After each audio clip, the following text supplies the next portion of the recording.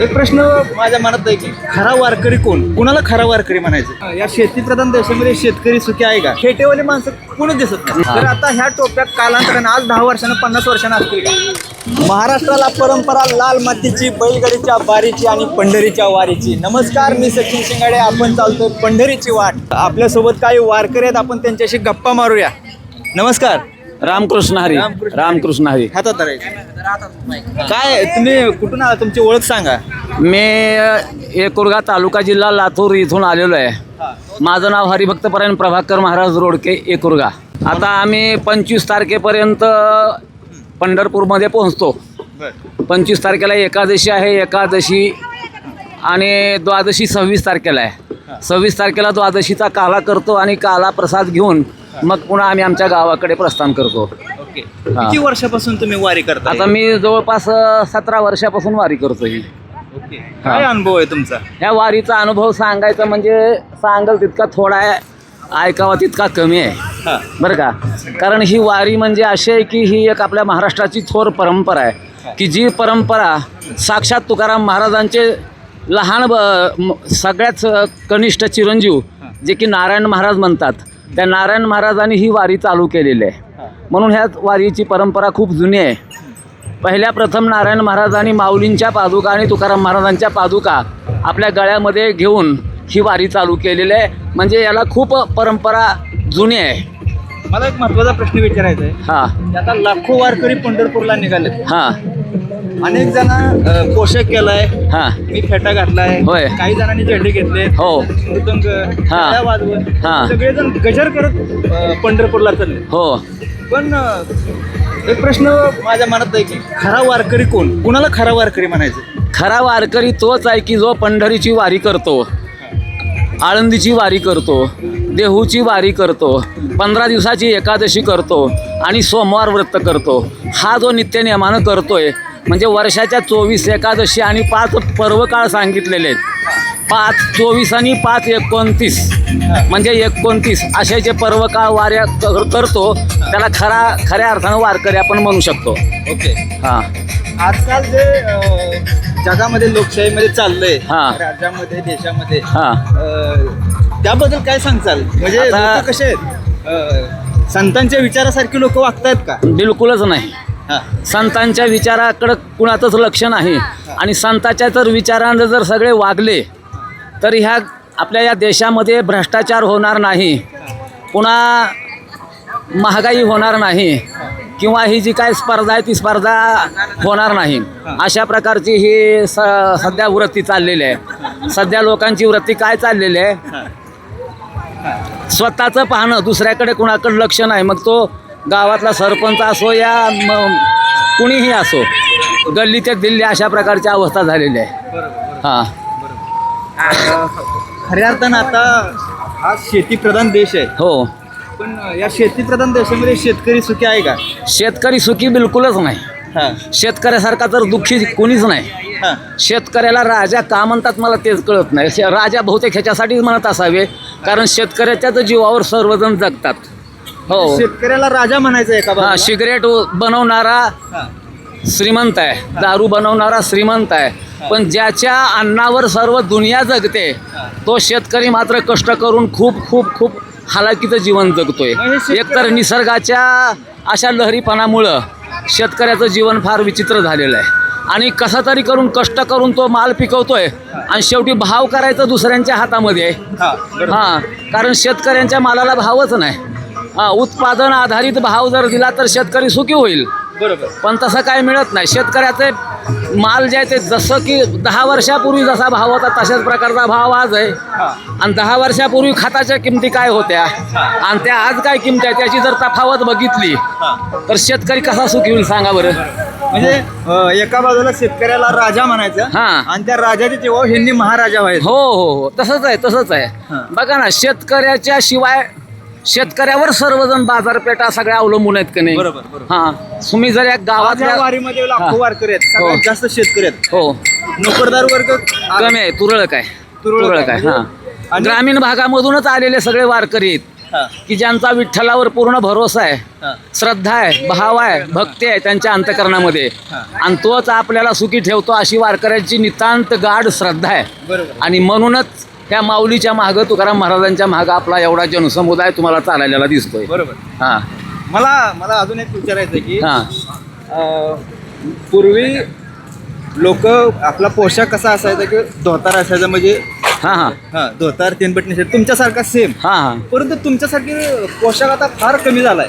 कमी झाला आहे कारण आपल्या हिंदू संस्कृतीवर आपलंच लक्ष नाही म्हणायला काय हरकत नाही. हां. हिंदू संस्कृती कुठंतरी पाश्चात्यांचं अनुकरण करायला लागलेले हां. आहे. बरोबर. हां. शिखांचा पोशाख बघा तुम्ही कसा आहे, हा.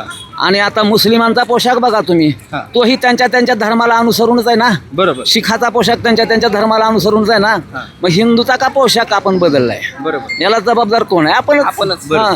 कारण पाश्चात्यांचं अनुकरण आपल्याला चांगलं वाटायला लागलेलं हां. आहे. पण आज मी अमेरिकेमध्ये जाऊन आलो, 3 महिने त्या ठिकाणी राहून आलेलो आहे. तुम्ही बरं जाऊन हो आला? हो हो. बर अमेरिकेमध्ये नॉर्थ कॅरोलिना माझा मुलगा राहतो लहान, बर. तर त्याच्याकडे मी गेलेलो आहे. हां. तर तिथल्या लोकांना आपली संस्कृती आवडायला लागलेली आहे. हां.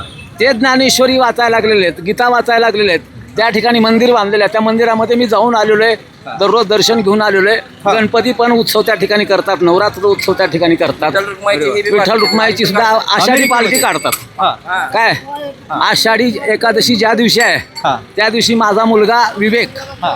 त्या ठिकाणी तो सुद्धा वारी काढतो. त्या ठिकाणी मंदिरामध्येच त्या ठिकाणी पालखी घेऊन फिरतात ते. बरोबर. म्हणजे त्यांना सुद्धा आपली संस्कृती आवडायला लागलेली आहे. हां. बरेच काही महिला त्या ठिकाणी साडी परिधान करायला लागलेल्या आहेत. बरोबर. असं आपलं अनुकरण करायला आहेत. अनुकरण. आणि आपल्या गीतेवर, आपल्या ज्ञानेश्वरीवर, आपल्या तुकाराम महाराजांच्या गाथ्यावर हां. त्यांची श्रद्धा आहे, ते बरोबर. वाचायला लागलेले आहेत. बरोबर. हां. मला सांगा आज आता जर फेटेवाले माणसं कोणच दिसत नाहीत, पहिले नाहीत. फेटे लेजन झालं. हा पहिले फेटे घालत होते, हां. आता फेटे गेले, टोप्या राहिल्या. टोप्या. आता आता ह्या टोप्या टोप्या काय जणांना टोप्या बी कालांतरानं आता कमीच होणार आहेत. हां. हां. जे आता जुने माणसं जी पहिले जी माणसं होते ना तीच आता या ठिकाणी फेटे तुरळकच. पण आता टोप्या जे पहिले खेडेगावातच तुम्हाला टोप्या दिसतील. एक दिवसासाठी पूर्ण सगळे टोप्या घालतंय, हां. एका दिवसासाठी सगळेजण गंध लावतात. हां. पण मला म्हणजे ह्या ज्या वाटतं टोप्या आहेत सगळ्या हां. ही फक्त वारीसाठी आहेत. नाही, हे आमचे कायम स्वरूप आहेत. हे कायमचे आहेत. हे कायम स्वरूपी येणार आहेत. हां. ही वारी पुरतं नाही.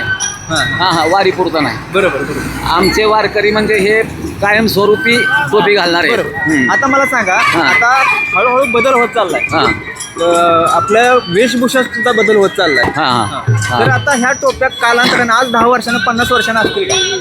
नसणार ना, हां. नसणार. कारण आता आमच्या वयाचे जे आहेत ना हां. ते वयाचे आमच्या वयाचे एक ना एक दिवस जाणारच आहेत. हां. माझ्या पुढचे काही जण आहेत की जे टोप्या परिधान करतात, बरं. तेही जाणार आहेत. आणि त्याच्या पुढली जी पिढी आहे हां. त्या पुढल्या टोप्या आवडणारच नाहीत ना. बरोबर. बरोबर. त्याच्यामुळे ती टोप्या कशाला लिवतील? हां, लिवतील कार्यक्रमापुरत्या कुठंतरी. यासाठी तुम्हाला काय वाटतं, महाराष्ट्र शासनानं जनजागृती केली पाहिजे, संस्कृती टिकवण्यासाठी केली पाहिजे आपल्या लहान मुलांना. म्हणजे मला म्हणायचं काय आहे की आपण आपल्या येणाऱ्या पुढच्या पिढीला हां. रामायण काय, महाभारत काय, भगवद्गीता काय, भगवद्गीता कोणी कोणाला सांगितली, का सांगितली, हां. हे आपण जी आपली संस्कृती आहे ना येणाऱ्या पिढीला सांगितली पाहिजे. बरोबर. तर त्यांना कळलं की रामायणामध्ये काय होतं, महाभारतामध्ये काय होतं, भगवद्गीतेमध्ये काय झालं. ह्या सगळी आपली जी पाठीमागली जी झालं होऊन गेलेलं आहे बरोबर. देवाधर्माचं, ते येणाऱ्या पिढीला सांगायचं कोणाचं काम आहे. बरोबर. आपली जी म्हणून आताची चाललेली पिढी आहे ती आता हे येणाऱ्या पिढीला सांगायला मराठी माध्यम जे आहे ना शाळेचं, हां. त्या शाळेमध्ये सुद्धा हे शिक्षण असायला पाहिजे आपल्या संस्कृतीचं. बरोबर. आपली संस्कृती टिकवायची असेल तर आपणच त्याच्यामध्ये काहीतरी पुढाकार घेणं गरजेचं आहे. बरोबर. मला एकच सांगायचंय, हां. होय होय वारकरी पाहे पाहे रे पंढरी, काय करावी साधने फळ अवघेती तेने. वारकरी व्हा, आपल्या हिंदू संस्कृतीला जपा, आपला धर्म टिकवा, आणि आपली ही वारी परंपरा कायमस्वरूपी अशीच वाढत राहावी. तरुणाने याकडे यावं, आणि तरुण जर या ठिकाणी या वारीमध्ये आला किंवा या संप्रदायामध्ये आला तर तो निश्चितच व्यसनमुक्त होऊ शकतो. कसलाही व्यसन करणारा जरी असला हां. तर या वारीमध्ये आल्यानंतर किंवा या आमच्या वारकरी संप्रदायामध्ये आल्यानंतर हां. तो निश्चितच हळूहळू व्यसनमुक्त होतो. आणि व्यसनमुक्त होणं ही काळाची गरज आहे. गरज. हां, कारण तरुणाई जी आहे ती व्यसनाकडं बरोबर. वळायला लागलेली आहे. बरोबर. मला तरुणाला ते सांगायचं, व्यसन करू नका, आणि आपल्या प्रपंचाकडे, आपल्या आईवडिलाकडे, आपल्या कुटुंबाकडे लक्ष द्या. मुलांना शिक्षण द्या, मुलींना शिक्षण द्या. मुलगा मुलगी भेद करू नका, त्यांना शिक्षण द्या, आणि आपली संस्कृती टिकवा. आपल्या पुढल्या पिढीला आपल्या संस्कृतीचं ज्ञान करून द्या. ओके धन्यवाद. महत्वाचं बोलतो, हां आपली जी खानदानी म्हणा किंवा परंपरेमध्ये जी ही असते प्रॉपर्टी असते, प्रॉपर्टी जशी आपण आई वडिलांची वाटून घेतो, प्रॉपर्टी जशी आपण आई वडिलांची वाढून घेतो, जशी की आजोबापासून आली वडिलाकडे, वडिलाकडून आली पुन्हा मुलाकडं, तसं जसं ही संस्कृती जी असते की भजनाची म्हणा किंवा भजन कीर्तनाची म्हणा किंवा आपली जी काय असेल ज्ञानेश्वर महाराजांची जी प्रॉपर्टी आपल्याला आपल्या आई वडिलाकडून जी संस्कृती मिळालेली आहे किंवा जे संस्कार मिळाले तर ते आपण पुढल्या पिढीला शिकवलं पाहिजे. ही आता म्हणजे आमची तिसरी पिढी आहे. आमचे आजोबा बी भजनात होते, आता आमचे वडील भजन कीर्तन प्रवचन सगळं करतात. आता ही माझी तिसरी पिढी आहे. मी मुलगा आहे त्यांचा. तर मी आता ही त्यांची संस्कृती पुढे चालवणार. हे जे भजनाची आहे ही चालवणार मी पुढे त्यांची. खूप छान संगम आणि योगायोग आपल्याला भेटलाय. यांचे चिरंजीव आहेत सचिन रोडके. सचिन, मी कर्नाटकमध्ये राहतो. तुमचं वय किती? माझं वय सध्या 67 आहे. ओके. तुमच्या पिढीमध्ये या अगोदर वारीला यायचे का? हो यायचे ना. आमचे आजोबा येत परंपरा होते. किती वर्षापासून आहे? आमच्या वडिलापासून आहे. वडिलापासून आमचे आजोबा म्हणजे यांचे वडील माझ्या वडिलापासून. आणि आता ही परंपरा पुढच्या पिढीकडे आम्ही चालवणार पुढे. ओके. पुन्हा माझे मुलं पुढे चालवणार. ओके. हे असं चालवलं पाहिजे. फक्त प्रॉपर्टीमध्ये हिस्सा मागण्यासाठी आपण आई वडिलांना भांडायचं नसतं. ह्या गोष्टीसाठी सुद्धा आम्हाला तुम्ही संस्कार द्या हे बोलायला पाहिजे. आणि ते देतात आपल्याला. आणि ते घ्यायला आपल्याला बुद्धी बी असली पाहिजे. आणि घेतल्यानंतर ते चालवायचं आपलं काम आहे. असं वारीला येऊन आता आमच्या ह्या वारीमध्ये मी, माझे वडील आणि माझी आई, आम्ही तिघं पण आहेत. माझी आई पाठीमागे चालायला लागली. तिला मणक्याचा त्रास आहे, चालता येत नाही तिला. तरी पण विठ्ठलासाठी, पांडुरंगासाठी किंवा आपले ज्ञानेश्वर महाराजांसाठी, माऊलीसाठी चालायला ताकद येते तिच्या अंगात. आणि आईच म्हणून नाही, असे बरेच वृद्ध आहेत की त्यांना चालायला ताकद येते. अहो 1 किलोमीटर ज्यांना चालायला ताकद नसते ते 35 किलोमीटर एका दिवसात रान पार करतात. ती ताकद कुठून येते? ती संस्कृती आहे, ती पॉवर आहे, ती देवाची ताकद येते. त्यामुळे ह्या गोष्टी करायला पाहिजेत. वारीमध्ये जी समाधान आहे किंवा जे सुख आहे ते कशातच नाही. कितीही लाखो करोडो रुपये देऊ द्या कोणी, ही आनंद कुठं भेटत नाही. बरोबर. मला एक म्हणायचं आहे की असा योगायोग फार कमी आहे. म्हणजे आजकाल वडील वारीला येतो, मुलगा घरी राहतो, किंवा वडील घरी राहतात, मुलगा वारीला येतो, असं असतं. परंतु तुम्ही आता सोबत येत आम्ही. तुम्ही सोबत आहे, तुम्ही त्यांना शिकवताय वारी कशी आहे आणि ही पुढच्या पिढीपर्यंत पोहोचवताय. काय म्हणायचंय तुम्हाला? आम्ही मग तेच म्हणतो ना की ह्याच्या एवढा आनंदच कुठं नाही. आई वडिलांसोबत वारी करायला मिळणं, तुकाराम महाराजांची, ज्ञानेश्वर महाराजांची वारी करायला मिळणं ही लय सौभाग्याची गोष्ट आहे. ते कुणाच्याच नशिबात नसते. कारण का बरेच आई वडील असे आहेत की ते एकमेकांना बोलत पण नाहीत. बरोबर. मुलांना बोलत नाहीत, मुलगा वडिलांना बोलत नाही. त्यांच्यामध्ये कधीच संभाषण नसते. पण आमचं तसं नाही. वडील मला हे सांगता अभंग म्हण, वडिलाला म्हणतो मला हे जमल का? जमतंय, मी आहे ना पाठीशी. जसं स्वामी समर्थ म्हणतात, घाबरू नको मी तुझ्या पाठीशी आहे. तसं माझे वडील बरोबर विठ्ठलासारखे मला आहेत. जे काय आहे ते सांगतात. बरोबर. बाबा इथं चुकतंय, इथं तू असं बोल तसं बोल. ते चुकल्याशिवाय आपल्याला शिकायला पण मिळत नाही. ते एवढे मजबूत आपल्या पाठीशी असताना आपल्याला शिकायला काय प्रॉब्लेम? बरोबर. वाया गेलेले पोरं आज ते सुधारतात गावात.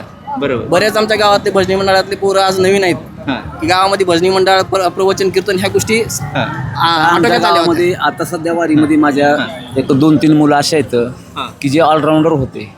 पण आज 4 वर्ष झालं त्यांनी सगळं काही व्यसन बंद केलं. आणि गळ्यामध्ये तुळशीची माळ 2-2 माळा त्यांच्या गळ्यामध्ये आहेत. आणि ती माळ जेव्हा बरोबर वारीला चालतात, सगळा व्यवहार त्यांच्याकडे मी सोपवून टाकलेला आहे. अगदी व्यवहार व्यवस्थित करतात, भोजनाची व्यवस्था व्यवस्थित करतात. म्हणून म्हणजे व्यसनापासून परावृत्त करणं हे संताचं काम आहे. आणि ती संतानं सांगितलेलं समोरच्यांनी सुद्धा ऐकलंच पाहिजे. आणि जर ऐकलं तर त्यांचं कल्याण आहे, नाही ऐकलं तर त्यांची दुरावस्था होणार आहे ना. अवलोकन केलं पाहिजे. खूप खूप धन्यवाद. खऱ्या अर्थानं संतांचे विचार जोपासणारे आणि संतांच्या विचारांचं प्रबोधन करणारे वारकरी आपल्याला भेटले.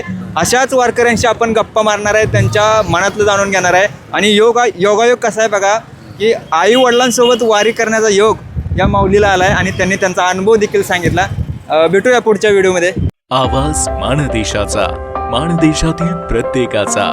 माणदेश प्राईम सबस्क्राईब करा आणि अपडेट रहा. नवीन व्हिडिओच्या नोटिफिकेशनसाठी बेल आयकॉनचं बटन दाबा. धन्यवाद.